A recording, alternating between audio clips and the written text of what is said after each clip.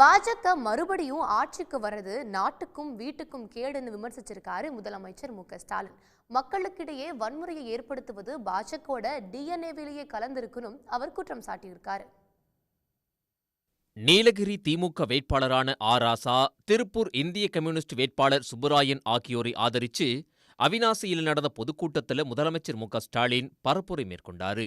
அப்போ பேசின அவரு, மோடி மீண்டும் ஆட்சிக்கு வந்தா இடஒதுக்கீட்டை ரத்து செய்வாருன்னு சொன்னதோட பாஜகவுக்கு சமூக நீதினாவே அலர்ஜின்னு விமர்சிச்சாரு. மோடி மீண்டும் ஆட்சிக்கு வரது அரசியலமைப்பு சட்டத்துக்கே ஆபத்துன்னு சொன்ன அவரு, மோடி வீட்டுக்கும் நாட்டுக்கும் கேடுன்னு சொன்னாரு. ஒரே ஒரு மீட்டிங், டோட்டல் பிஜேபியும் க்ளோஸ்.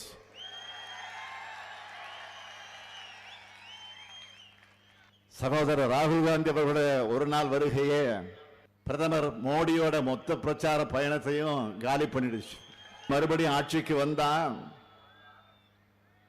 முதல்ல இடஒதுக்கீட்டை தான் ரத்து பண்ணுவார்.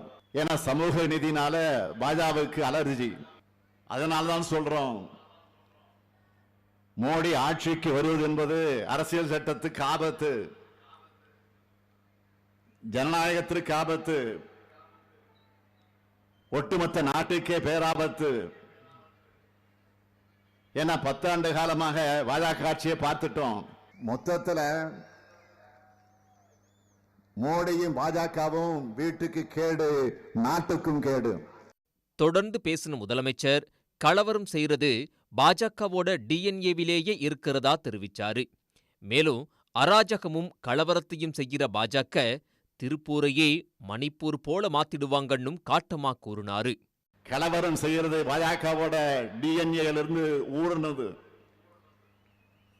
நேற்று கூட ஒரு செய்தி வெளியாச்சு, எல்லோரும் பார்த்திருப்பீங்க. இதே திருப்பூரை சார்ந்த சகோதரி ஒருவர் வாக்கு கேட்டு வந்த பாஜகவினிடம் ஜிஎஸ்டி தொடர்பா ஒரு கேள்வியை கேட்டிருக்கார். இதனால ஆத்திரமடைஞ்ச பாஜகவினர் அந்த சகோதரிய கடுமையாக தாக்கி இருக்காங்க. இதுதான் பாஜக மக்களை மதிக்கிற லட்சணம். இதுதான் பாஜக பெண்களுக்கு கொடுக்கிற மதிப்பு. மக்களை மதிக்காம அதிகாரத்தும் இல்ல, அராஜகங்களும் கலவரமும் செய்கிற பாஜக திருப்பூரை மணிப்பூர் ஆக்கிடுவாங்க. எடப்பாடி பழனிசாமிக்கும் மோடி அமித்ஷாவுக்கும் இடையே எந்த பிரச்சனையும் இல்லைன்னு விமர்சிச்ச முதலமைச்சர் மு.க.ஸ்டாலின், பழனிசாமி பன்னீர்செல்வத்தை சேர்த்ததும் பாஜக தானு, பழனிசாமியை தனியா தேர்தலில் நிக்க வச்சதும் பாஜக தானு குற்றம் சாட்டினாரு. பழனிசாமிக்கும் தமிழ்நாடு பாஜகவுக்கும் தான் பிரச்சனையை தவிர அவருக்கு மோடி அமித்ஷாவுக்கும் எந்த பிரச்சனையும் இல்லை. யாரு விசுவாசமான அடிமை என்பதில் தான் வேணும்னா இவங்களுக்குள்ள சண்டையா இருக்கலாம். ஆனா எந்த காலத்திலும் பிரதமரை எதிர்த்து, ஒன்றிய பாஜகவை எதிர்த்து பழனிசாமியால் கட்சி நடத்த முடியாது, அரசியல் நடத்த முடியாது. ஏன்னா சசிகலாவிடமிருந்து பன்னீர்செல்வத்தை பிரிச்சு தர்மயுத்த நாடகம் நடத்த வச்சதே பாஜக தான். சசிகலா சிறைக்கு போன பிறகு முதலமைச்சரான பழனிசாமிய தங்கள் பக்கம் கொண்டு வந்ததும் பாஜக தான். இரு துருவங்களாக இருந்த பழனிசாமியும் பன்னீர்செல்வத்தையும் ஒன்று சேர்த்ததும் பாஜக தான். தினகரனை கைது செஞ்சு சிறையில் அடைச்சு அவரையும் தங்களோட அடிமையா மாத்தினதும் பாஜக தான். இப்போ இந்த பன்னீர்செல்வத்தையும் தினகரனையும் மிரட்டி தேர்தலில் நிற்க வச்சிருக்கிறதும் பாஜக தான். சசிகலாவை அரசியல் பக்கம் வரக்கூடாதுன்னு தடுத்ததும் பாஜக தான். பழனிசாமியை தனியா நிக்க வச்சதும் பாஜக தான். இப்படி டிவி சீரியல்ல திடீர்னு ஆட்களையும் காட்சிகளையும் மாத்துற மாதிரி சதி நாடகங்கள் அரங்கேற்றி இருக்கு பாஜக தலைமை. உறுதியோடு சொல்றேன், இந்த தேர்தலில் நேரடி பாஜகவும் மண்ணைக்கவும் பாஜகவோட தொங்கு சதைகளும் படுதோல்வி அடைவாங்க. எந்த வாக்குறுதியையும் நிறைவேற்றாததால பிரதமர் மோடியால தன்னோட சாதனைன்னு எதையுமே கூற முடியாதுன்னு முதலமைச்சர் மு.க.ஸ்டாலின் குற்றம் சாட்டினாரு. ஒரே நாடு ஒரே தேர்தல் விவகாரத்துல இப்போ எதுவும் கருத்து சொல்ல முடியாதுங்க. முதல்ல இந்த தேர்தல் முடியட்டும், அப்புறமா இது தொடர்பா எடப்பாடி பழனிசாமி கருத்து சொல்வார்னு சொல்லியிருக்காரு அதிமுகவை சேர்ந்த முன்னாள் அமைச்சர் வைகை செல்வன். சேலத்துல செய்தியாளர்கிட்ட பேசின அவரு அண்ணாமலைய அறவேக்காடுன்னு விமர்சிச்சாரு. அதாவது ஒரே நாடு ஒரே தேர்தல் என்பதில் பல்வேறு சர்ச்சைகள் இருக்கிறது. அது குறித்து தேர்தல் முடிந்ததற்கு பிறகு எங்கள் பொதுச் செயலாளர் கருத்து தெரிவிப்பார். ஒரு தேர்தல் வாக்குறுதியாவே பாஜக இல்ல, தேர்தல் வாக்குறுதி அவர்கள் பல்வேறு தேர்தல் வாக்குறுதிகள் எதையும் நிறைவேற்றுவதில்லை. பாஜக தேர்தலுக்கான தேர்தல் அறிக்கையாகத்தான் நாம் பார்க்க வேண்டும். தமிழ்நாட்டில் பல்வேறு பிரச்சனைகள் எழுந்த போதெல்லாம் வராத இந்திய பிரதமர் மோடி அவர்கள் இப்போது வருகிறார் என்று சொன்னால் வாக்கு அரசியலுக்குத்தானே. ஆகவே இதுவும் வாக்கு அரசியலுக்கான தேர்தல் அறிக்கையாக நீங்கள் பார்க்க வேண்டும். அண்ணாமலை அரசியலில் அரைவேக்காடு, அரசியலில் புதிய வரவு. அண்ணா திராவிட முன்னேற்ற கழகம் அசைக்க முடியாத எக்கு கோட்டை. இந்த எக்கு கோட்டைக்குள் எந்த கொம்பனும் ஊடுருவி இந்த கோட்டைக்குள் ஓட்டை போட முடியாது. ஆகவே அண்ணாமலைக்கு மீண்டும் நாங்கள் எச்சரிக்கிறோம். அண்ணா திராவிட முன்னேற்ற கழகத்தை பற்றி விமர்சிப்பதையும் எங்களுடைய பொதுச் செயலாளர் எடப்பாடியார் அவர்களை விமர்சித்தையும் நிறுத்திக் கொள்ள வேண்டும் என்பதை நான் தெரிவித்துக் கொள்கிறேன். இரண்டு கட்சிகளும் ஊழல் கட்சிகளே திரும்ப அவர் சொல்லிருக்காரு. அதாவது உன்னுடைய தவறுதான் பிறருடைய தவறாக தெரியும். ஆகவே இந்த தேர்தல் பத்திரத்தில் பாஜக எவ்வளோ பெரிய அளவில் ஊழல் செய்திருக்கிறது என்று நாட்டுக்கு வெட்ட வெளிச்சமான ஒன்று. உச்சநீதிமன்றமே அதை வெளிப்படுத்தியது. அப்படிப்பட்ட நிலைப்பாட்டில் இருக்கக்கூடிய நிலையில் எங்களை பார்த்து குறை சொல்லிக் கொண்டிருக்கிறார். வெட்கக்கேடான ஒன்று. தமாஷான ஒரு தேர்தல் அறிக்கையை பாஜக வெளியிட்டிருக்கிறதா தமிழ்நாடு காங்கிரஸ் கமிட்டியோட தலைவர் செல்வ பெருந்தகை விமர்சிச்சிருக்காரு. பாஜக வெளியிட்டிருக்கிற தேர்தல் அறிக்கை தொடர்பா அவர் தெரிவித்த கருத்துக்களை இப்போ பார்க்கலாம். 10 ஆண்டுகளா சொல்லிட்டு இருக்காங்க, எங்க அமல்படுத்துறாங்க? ஆயுஷ்மான் பாரத்தை பத்தி சொல்றாங்க. ஆயுஷ்மான் பாரத்தில் எவ்வளவு பெரிய ஊழல் நடந்திருக்கு. மத்திய பிரதேசம், ராஜஸ்தான்ல பாஜக ஆளும் மாநிலங்களில் இறந்து போனவர்களுக்கு ஆயுஷ்மான் பாரத்துடைய நிதி, உயிரோடு இல்லாதவர்களுக்கு ஒரே தொலைபேசி எண்ணில் லட்சக்கணக்கான பயனாளிகள். இது எல்லாம் மிகப்பெரிய ஊழல். 7,50,000 கோடி ஊழலை பாஜக அரசு செய்திருக்கிறது என்று எதிர்க்கட்சிகள் சொல்லவில்லை, சிஏஜி சொல்லுகிறது, கண்ட்ரோலர் ஆஃப் ஆடிட்டர் ஜெனரல் சொல்லுகிறார். இதற்கெல்லாம் பதில் சொல்ல வேண்டும். 10 ஆண்டுகளுக்கு முன்பு கொடுத்த தேர்தல் வாக்குறுதியை ஒன்று கூட நிறைவேற்றாத மோடி அரசு, 5 ஆண்டுகளுக்கு முன்பு கொடுத்த தேர்தல் வாக்குறுதியை ஒன்று கூட நிறைவேற்றாத பாஜக அரசு இப்பொழுதும் தமாஷான ஒரு தேர்தல் அறிக்கையை கொடுத்திருக்கிறார்கள். இந்தியில இன்னும் கொஞ்ச நாளில ஜும்லா என்று சொல்லுவார்கள். ஜும்லா என்றால் தமாஷ். ஏற்கனவே கொடுத்த வாக்குறுதியை ஒன்று நிறைவேற்றவில்லை. ஒரு இந்திய குடிமக்கள் மீது 1,50,000 ரூபாய் கடன் சுமையை மோடி சுமத்தி இருக்கிறார். இதான் அவருடைய சாதனை, இதான் அவருடைய தேர்தல் வாக்குறுதி. புதுச்சேரியில பாஜக வேட்பாளர் நமச்சிவாயத்தை ஆதரிச்சு நெட்டப்பாக்கம் தொகுதியில முதலமைச்சர் ரங்கசாமி பிரச்சாரத்தில் ஈடுபட்டார். அவர் பேசி முடிச்ச உடனே வரவேற்புக்காக சாலையோரத்துல கட்டப்பட்டிருந்த வாழை மரங்கள்ல இருந்த கொலைகளை பெண்கள் போட்டி போட்டுட்டு பறிச்சுட்டு போனாங்க. அந்த காட்சிகளை இப்ப பார்க்கலாம்.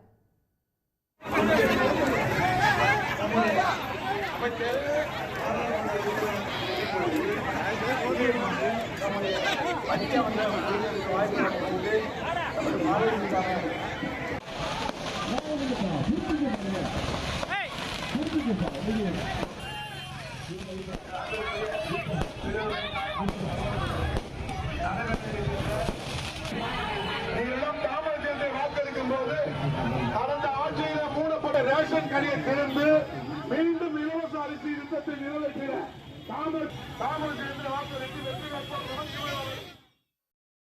தேர்தல் களத்துல அரசியல் கட்சி தலைவருங்க, வேட்பாளருங்க மட்டுமில்லாம சினிமா நட்சத்திரங்களும் சுற்று சுழன்று தீவிரமா வாக்கு சேகரிச்சுட்டு வராங்க. அப்படி பிரதான கட்சி வேட்பாளர்களுக்காக தீவிர வாக்கு சேகரிப்புல ஈடுபட்ட திரைப்பிரபலங்கள் மாற்றுக் கட்சிகள் தொடர்பா தெரிவித்த கருத்துக்களை பார்க்கலாம்.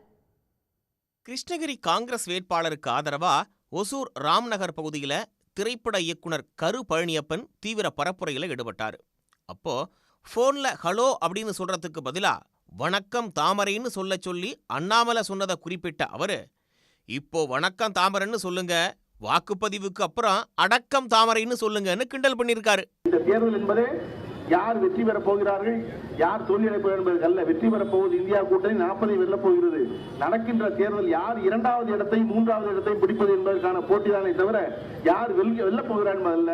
வெல்லப் போகிறது 40 தொகுதிகளை இந்தியா கூட்டணி வெல்லப் போகிறது. அதுவும் 3 ஆண்டு காலமாக நடந்து கொண்டிருந்த கழக ஆட்சியின் சாதனைகளை சொல்லி வாக்கு கேட்டுக் கொண்டிருக்கிறோம். தமிழகத்திற்கு 8 முறை வந்திருக்கும் மோடி ஒரு முறை கூட தனது 10 ஆண்டு கால ஆட்சியின் சாதனைகளை சொல்லவே இல்லை. ஒவ்வொரு முறையும் வரும்பொழுதெல்லாம் இதயம் கணக்கிறது என்கிறார், கண்ணீர் வருகிறது என்கிறார், தமிழ் எனக்கு உயிர் என்கிறார். அந்த தமிழ் மொழிக்கு என்ன செய்தீர்கள் என்று கேட்டால் அவர்கிட்ட பதிலே இல்லை. எப்ப பார்த்தாலும் இந்த அறிக்கையே விடுறாரு, கண்ணீர் விடுறாரு. அதனால இப்ப நம்ம செய்ய வேண்டியது வேண்டாம் மோடின்னு.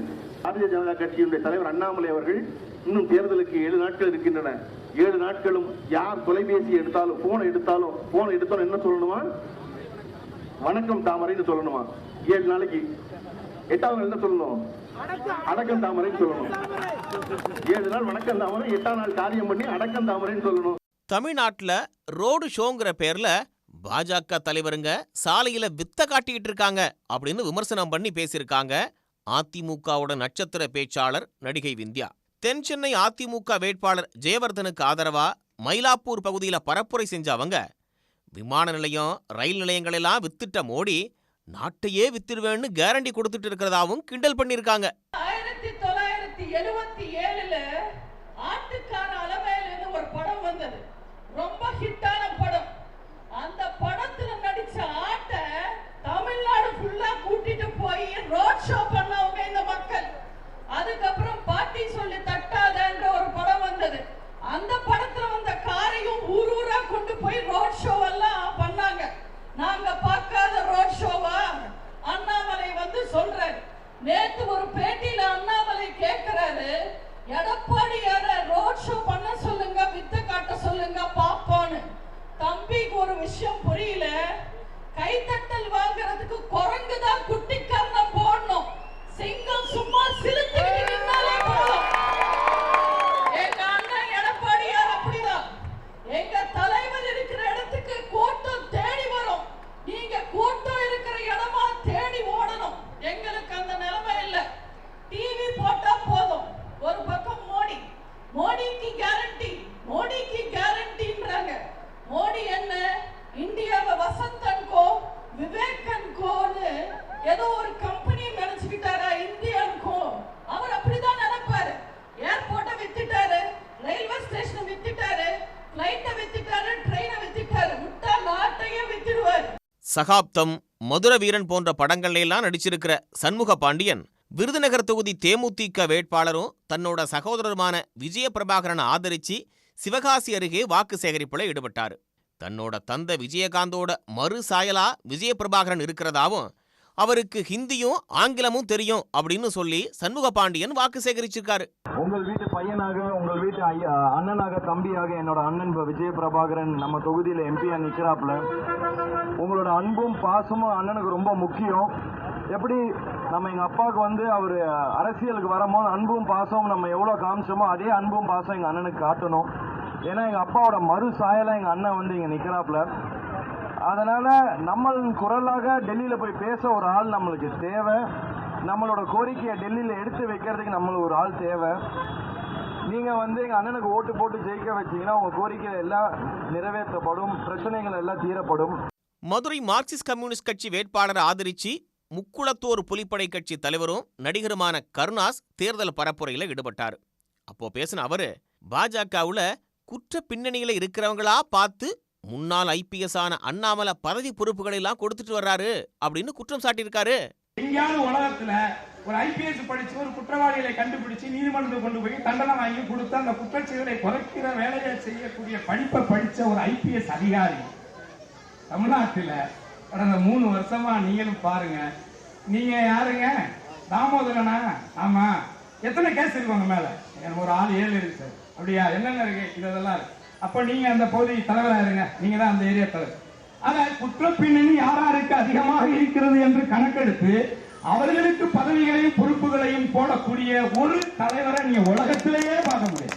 உலகத்தில் அவர் சொல்றாரு, நான் 20,000 புத்தகம், அதாவது மோடி புழுகர் அப்படின்னு சொன்னால் நான் அவரை விட புழுகர். அதாவது என்ன சொல்லுவாங்க, 6 அடி பாஞ்சா நான் 16, 8 அடி பாஞ்சா நான் 16 அடி மாதிரி நீங்க எல்லாம் என்னங்க புழுகுறீங்க, நான் புழுகிறேன் பாருங்கன்னு ஒரு புழுகர். ஏன்னா அவர் சொல்றாரு, நான் என்ன சொல்றேன், அவர் தான் சொன்னது, நான் சொல்லல, அவர் சொன்னதுதான். என்ன சொல்றாரு, நான் 20,000 புத்தகங்கள் இது வரைக்கும் படிச்சுட்டு இன்னும் நிறைய படிக்க போறேன்னு சொல்றாரு. கேட்கிறவன் கேன, நான் கேப்பையில நெய் வடிதுன்னு எல்லாரும் சொல்லுவாங்க. ஆனா நாங்க கேன இல்லை, தமிழ்நாட்டுக்காரன் கேன கிடையாது. நீலகிரி அதிமுக வேட்பாளர் லோகேஷ் தமிழ்ச்செல்வனுக்கு ஆதரவா மேட்டுப்பாளையம் பகுதியில் பரப்புரையில் ஈடுபட்ட நடிகை காயத்ரி ரகுராம், பாஜகவோட 10 ஆண்டு கால ஆட்சிகளை தமிழ்நாட்டுக்கு என்னங்க பண்ணீங்க, எதுவுமே பண்ணல அப்படின்னு விமர்சனம் பண்ணிருக்காங்க. இந்த கட்டுக்கதை எல்லாம் நம்பாம இந்த பாரதிய ஜனதா கட்சியும் அது வேஸ்ட். நீங்க 10 வருஷம் தூங்கிட்டு இருந்தாங்க, 10 வருஷம் மக்களுக்கு எதுவுமே செய்யல. ஜிஎஸ்டி எல்லாம் ஏத்தியாச்சு, பணம் எல்லாம் ஏத்திட்டாங்க. நீங்க ஒரு பொருள் வாங்கினீங்கன்னா கூட அவ்வளவு விலை. நாடாளுமன்ற தேர்தலில் திமுகவுக்கும் அதிமுகவுக்கும் தான் போட்டியை தவிர நோட்டா கூட போட்டி போடுறவங்க கூட கிடையாதுன்னு பாஜகவை கிண்டல் பண்ணியிருக்காரு திமுகவின் மத்திய சென்னை வேட்பாளர் தயாநிதி மாறன். முன்னதா தொகுதிக்கு உட்பட்ட மண்ணடி உள்ளிட்ட பகுதிகளில் அவர் வாக்கு சேகரித்தார். பார்த்தீங்க என்றால் மிக தெளிவாக நாங்கள் சொல்லியிருக்கோம், போட்டி திமுக கூட்டணிக்கும் அஇஅதிமுக, மற்றவர்களுக்கு போட்டி நோட்டாவுடன், எங்களுடன் போட்டியே கிடையாது. ஆனால் நோட்டாக போட்டியிடுறவர்கள் எங்களுடன் மோத பார்க்கிறார்கள். அவர்கள் பற்றி நாங்கள் விமர்சிக்க விரும்புகிறோம். நாங்கள் சொல்வது என்ன, எங்கள் முதல்வர் என்ன சொல்கிறார், எங்கள் தலைவர் என்ன சொல்கிறார், தமிழ்நாட்டுக்கு முதலிடம் தாருங்கள், தமிழ்நாட்டுக்கு முக்கியத்துவம் தாருங்கள். வெறுங்கையை வீசி விட்டு பிரதமரோ உள்துறை அமைச்சரோ நிர்மலா சீதாராமன் வராதிங்க, வெறுங்கை வீசி வராங்க. வந்தால் வாங்க, தமிழ்நாட்டுக்கு தேர்வதை நிதி பங்கீடை நாங்கள் தருகிறோம். வந்தால் இதோ மெட்ரோ ட்ரெயின் 2வது ஃபேஸ், அதுக்கு எங்கள் பங்கை நாங்கள் தருவோம். ஒன்றுமே தராமல் வெறும் வாயில் வடை சூடாதீர்கள் சொல்லுவோம். தவறா? தேர்தல் நெருங்கிட்டதால கோடை வெயிலை விட தமிழ்நாட்டில் தேர்தல் களத்துல தான் அதிக அனல் அடிச்சிட்டு இருக்கு. இனி வர நாட்களில் நடக்கிற அரசியல் சுவாரஸ்யங்களை தெரிஞ்சுக்க தேர்தல் திருவிழா நிகழ்ச்சியை தொடர்ந்து பாருங்க. உடனுக்குடன் செய்திகளை தெரிந்து கொள்ள சன் நியூஸ் பெல் ஐகானை கிளிக் பண்ணுங்க.